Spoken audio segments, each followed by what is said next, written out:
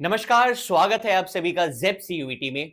जैसा आप सभी जानते हैं, आज यानी 17 जून को दिल्ली यूनिवर्सिटी का ऑफिशियल काउंसलिंग पोर्टल सीएसएस 2025 शुरू होने जा रहा है। उसकी रजिस्ट्रेशंस आज उनकी ऑफिशियल वेबसाइट पे ओपन होने जा रही है। बस अभी कुछ देर पहले दिल्ली यूनिवर्सिटी के टॉप ऑफिशियल्स ने अपने एडमिशंस ओपन करे हैं अंडर ग्रेजुएट के एक पब्लिक कॉन्फ्रेंस के माध्यम से। वो पूरी पब्लिक कॉन्फ्रेंस में बहुत सारी इंपॉर्टेंट बातें करी गई हैं कि कैसे आगे एडमिशंस होने वाले हैं दिल्ली यूनिवर्सिटी के इस साल, क्या चेंजेस आएंगे इस साल पूरे एडमिशन प्रोसेस में, कौन सी डेट पे क्या चीज रिलीज होने वाली है, क्या ऐसी चीज है जो आपको एज अ एस्पिरेंट, एक ऐसा बच्चा जो दिल्ली यूनिवर्सिटी में एडमिशन लेना चाहता है, कौन सी ऐसी बातें हैं जो आपको ध्यान रखनी है इस पूरी एडमिशन प्रोसेस के बारे में। इस पूरी प्रेस कॉन्फ्रेंस का आपको मैं जल्दी से जिस्ट दे देता हूं, इंपॉर्टेंट पॉइंट्स जो आपको ध्यान रखने हैं।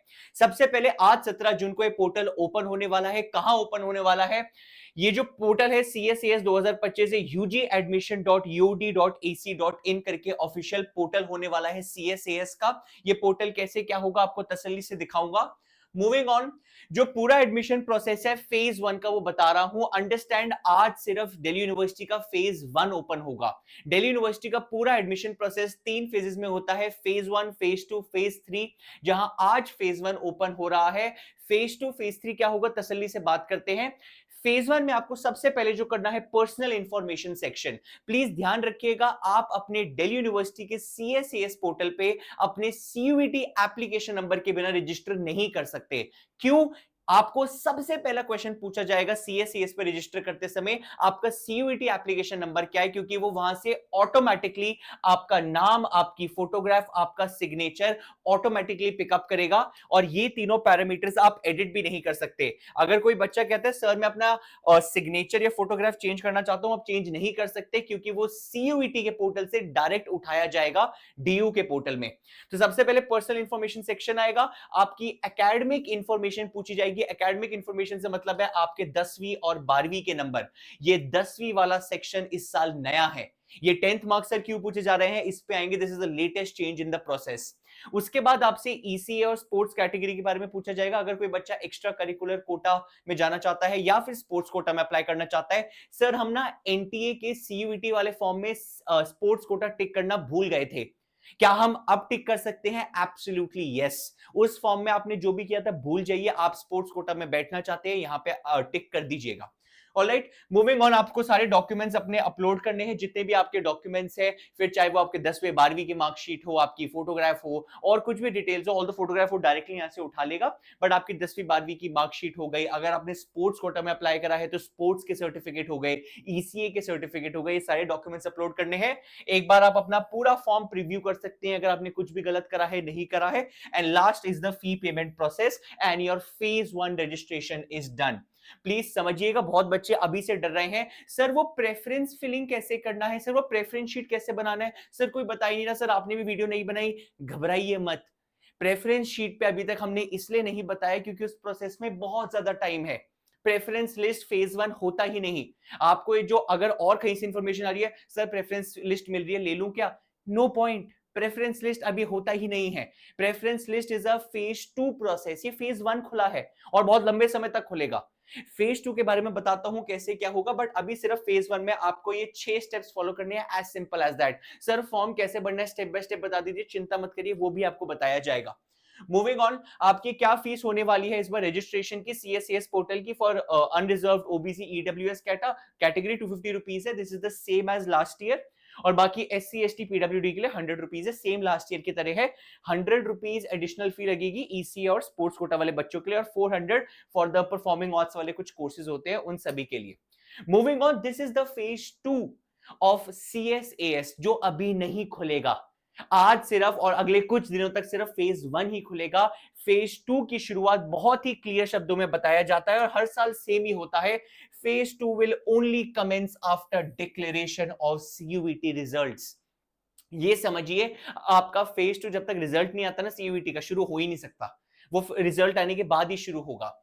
फेज 2 में करना क्या होता है, सबसे पहले जो भी बच्चा है वो अपनी यूनिवर्सिटी ऑफ दिल्ली के CSAS पोर्टल पे लॉग इन करेगा। बहुत ध्यान से, DU ने क्लियर कर दिया है, जैसे NTA ने कहा है, हम एडमिशन के लिए नॉर्मलाइज्ड स्कोर लेंगे।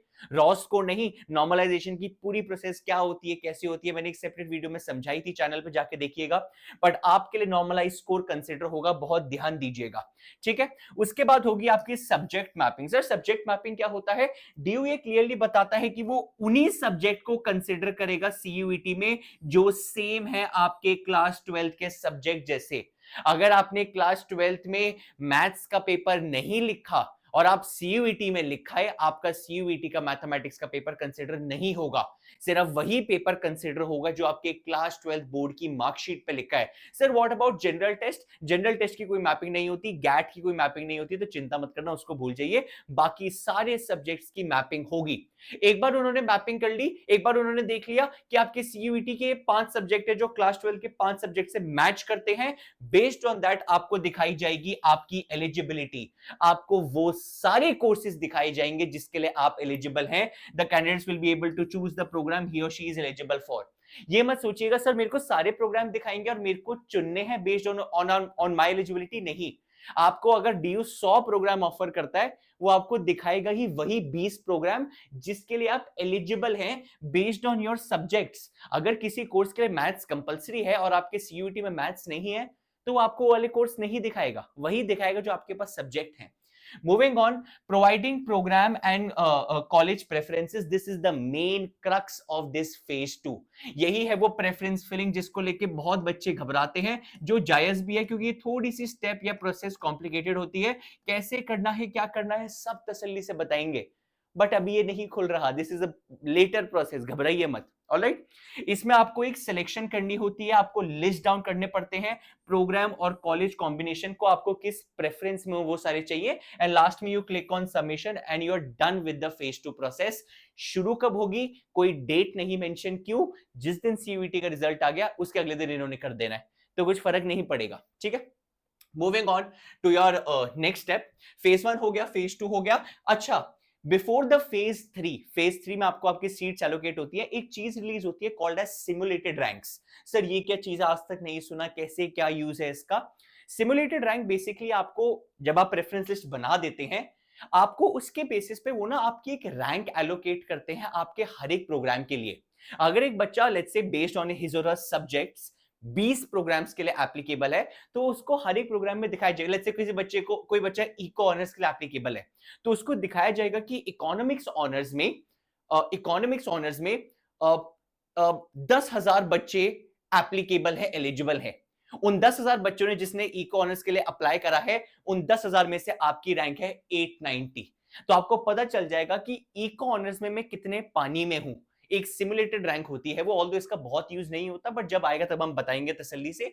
बेस्ड ऑन दैट आपको एक अपॉर्चुनिटी दी जाती है कि आप रिवाइज कर सकते हैं, ऐड या डिलीट कर सकते हैं, रीऑर्डर कर सकते हैं अपनी प्रेफरेंसेस को, and finally you click on submit, और फिर इस सिमुलेटेड रैंक वाला भी खत्म हो जाता है। और फिर जाके आता है आपका फेज 3 एलोकेशन एडमिशन प्रोसेस, जहां पे सीट्स एलोकेट होती है। कैसे क्या प्रोसेस होती है, क्लियरली बताया है आज प्रेस कॉन्फ्रेंस में कि जैसे ही आपको सीट एलोकेट हो जाएगी, अगर आपको सीट एलोकेट हो गई, या तो आप तुरंत से जाके उस सीट को कर लीजिए एक्सेप्ट, या आप उसको कर लीजिए रिजेक्ट। इसका मतलब क्या है, बहुत ध्यान से सुनिएगा। अगर आपको राउंड 1, जब एडमिशन जो है वो अलग अलग राउंड्स में सीट्स अलॉट होती है, पहले राउंड 1 एलोकेशन आती है, round 2, round 3 and so on. अगर किसी बच्चे को राउंड 1 में एलोकेशन हो गई, हो सकता है ना भी हो सकता है आपका स्कोर बहुत कम है, आपको राउंड 1 में कुछ मिला ही नहीं, आप कुछ मत करिए, राउंड 2 का इंतजार करिए चुपचाप। अगर आपको राउंड 1 में कुछ भी मिल गया, या तो आप उसको रिजेक्ट कर सकते हैं या एक्सेप्ट। सर हमको ना राउंड 1 में जो मिला पसंद नहीं आया, मेरे को राउंड 1 में एक ऐसा कॉलेज मिल गया जो मेरे को नहीं पसंद आया, मेरे को राउंड 2 के लिए बैठना है और बेटर कॉलेज चाहिए, मेरे को अपग्रेड करना है, प्लीज प्लीज रिजेक्ट पे फिर भी मत क्लिक करना। बहुत बच्चे क्या करते हैं, सर राउंड 1 में जो कॉलेज मिला पसंद नहीं आया, रिजेक्ट पे क्लिक कर देता हूं, राउंड 2 में बैठ जाऊंगा। नहीं, अगर आपको राउंड 2 में अपग्रेड के लिए बैठना है, आप फिर भी राउंड 1 में जो भी मिला उसको एक्सेप्ट कर लीजिए, और एक्सेप्ट करने के बाद उसकी फी भी भर दीजिए। इनफैक्ट आपका राउंड 1 में जो कॉलेज मिला है उसमें एडमिशन भी हो जाएगा, चिंता मत करिए। उसके बाद आप कंसिडर कर सकते हैं अपग्रेडेशन, पर ध्यान रखिएगा, in order to be considered for upgradation in subsequent rounds, a candidate must accept the allocated seat। अगर आपने राउंड 1 में आपको जो भी मिला, आपने रिजेक्ट कर दिया, sorry you are out of the process. आपको वो फर्दर राउंड 2 राउंड 3 के लिए बैठने ही नहीं देंगे, आप प्रोसेस से ही बाहर हो गए, you are thrown out of the admission process. आपको राउंड 1 में जो भी मिले, जो भी, चुपचाप एक्सेप्ट करिए, फीस भरिए, एडमिशन लीजिए। राउंड 2 में अपग्रेड के लिए अप्लाई करेंगे, कुछ बेटर मिलेगा तो ऑटोमेटिकली मिल जाएगा। प्लीज ध्यान रखना। अगर कोई बच्चा कोई एक्शन ही नहीं लेता, उसने ना एक्सेप्ट का बटन दबाया, ना रिजेक्ट का बटन दबाया, कुछ करता ही नहीं, वो ऑटोमेटिकली ही will be considered as decline. आपका answer by default decline consider करा जाएगा और आपको प्रोसेस से बाहर कर दिया जाएगा। आप रिजेक्ट कंसिडर होंगे अगर आप कोई भी एक्शन नहीं लेते हैं, इस चीज का ध्यान रखना। तो अगर आपको राउंड 1 में कुछ नहीं मिलता, रिलैक्स, राउंड 2 का वेट करिए, मिल जाता है एक्सेप्ट कर लीजिएगा। ये होने वाली है आपकी entire round phase 3 allocation admission पूरी प्रोसेस जो आपको देखने को मिलेगी। ये कुछ इंपॉर्टेंट पॉइंट्स है जो इस साल अपडेट करे गए हैं, चेंज करे गए हैं।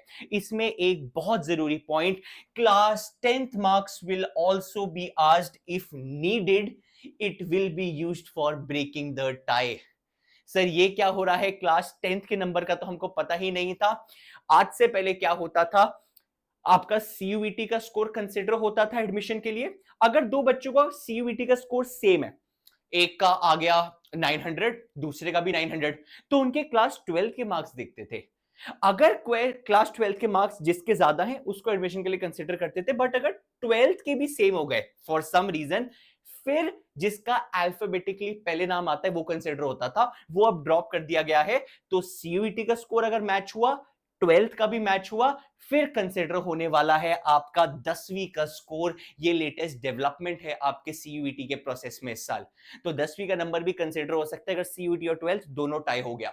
Last and final important point जो इस साल करा गया है, लास्ट ईयर तक जब आप अपग्रेड पे क्लिक किया करते थे, कुछ बच्चों से रह जाता था कि जैसे लेट्स से आपको राउंड 1 में कॉलेज मिला और आपने अपग्रेड के लिए अप्लाई किया राउंड 2 में, और राउंड 2 में आपको बेटर कॉलेज मिल गया, और फिर वो आपसे पूछते थे राउंड 2 में जो आपको मिला है क्या आपको वो एक्सेप्ट करना है। बहुत बच्चे वो एक्सेप्ट का बटन दबाना भूल जाते थे, जिस कारण उनके बहुत सारे बच्चों के कॉलेज रह गए हैं। तो इस बार इन्होंने जो नया प्रोविजन निकाला है उसमें आउटराइट क्या कर दिया है, अगर आपका if a candidate gets an upgraded seat, it will be auto accepted. अगर आपको राउंड 2 में कुछ बेटर मिल गया ना, तो वो ऑटोमेटिकली एक्सेप्ट हो जाएगा, आपको कोई बटन दबाने की जरूरत नहीं है, ताकि वो जो बच्चों के कॉलेज जो पहले कॉलेज रह जाते थे वो वाली सिचुएशन अब खत्म हो जाए। तो ये पूरी इंटायर प्रोसेस है जो आपकी इस साल होने वाली है फॉर द इंटायर थिंग, जहां पे आपका जो पोर्टल है फॉर द CSAS वो ये वाला पोर्टल होने वाला है। प्लीज घबराइएगा मत, ये पोर्टल अभी एक्चुअली लाइव नहीं हुआ है, वही वेबसाइट है जो शुरू में मैंने दिखाई थी, ugadmission.uod.ac.in। यहीं पे आज की तारीख में कल किसी भी समय हो सकता है आपका CSAS लाइव हो जाएगा, पूरी प्रोसेस यहाँ पे होगी। प्लीज हम्बल हम्बल रिक्वेस्ट, जल्दबाजी मत दिखाइएगा, ये मत सोचिएगा आज खुला है आज ही रजिस्टर कर देता हूं, मत करना। We see this every year, कुछ ना कुछ कमी पेशी निकल आती है पोर्टल में, और कुछ ना कुछ दिक्कतें आती हैं, टेक्निकल लैग्स आते हैं, जिस कारण जिस बच्चे ने पहले भर दिया कुछ गड़बड़ हो गई वो बाद में ठीक नहीं कर सकता।